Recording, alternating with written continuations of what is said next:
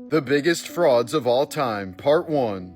Elizabeth Holmes founded the company Theranos in 2003, claiming her device could run hundreds of tests from a single drop of blood. At its peak, the company was valued at $9 billion, but it was all an elaborate lie. The technology never worked, test results endangered patients, and Holmes was convicted of fraud in one of the biggest corporate scandals of modern times. In 2023, she was sentenced to 11 years in prison. In the 1990s, Nigerian conman Emmanuel Nwudi scammed a massive Brazilian bank out of $242 million by selling them a Nigerian airport that never existed. Posing as a top banking official, he used forged documents and fake phone calls to convince executives they were funding an incredible deal. The fraud ran for years before auditors finally exposed it. Nwudi was sentenced to 25 years in prison, but much of the money was never recovered.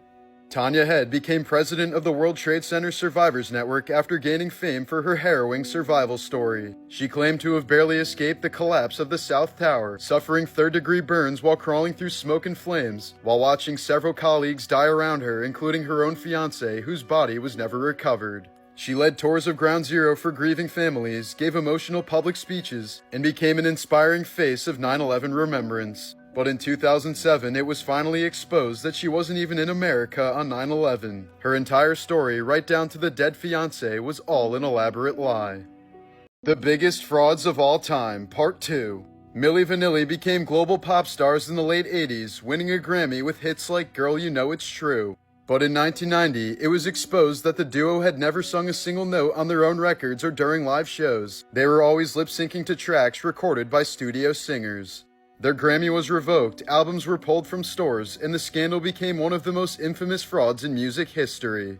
Belle Gibson built a global wellness brand by claiming she had cured her terminal brain cancer through diet and natural remedies. But in 2015, journalists revealed she never actually had cancer at all and also lied about donating to charity. The scam made her millions but ended in total disgrace. She was fined 400,000 Australian dollars for misleading customers, and her wellness empire completely collapsed. In the early 2000s, Rudy Kurniawan became one of the world's top rare wine sellers, moving millions of dollars worth of supposedly priceless bottles to elite collectors. But behind the scenes, he was running the biggest wine fraud in modern history. Rudy refilled bottles with cheap blends, forged labels, and even used UV light to adjust his fakes so that they'd fool collectors' authentication tools. In 2012, the FBI raided his home and found an entire wine forgery lab, stacks of empty bottles, fake labels, corking machines, and a massive stockpile of cheap wine. In 2014, Rudy was sentenced to 10 years in prison in order to repay all $28.4 million.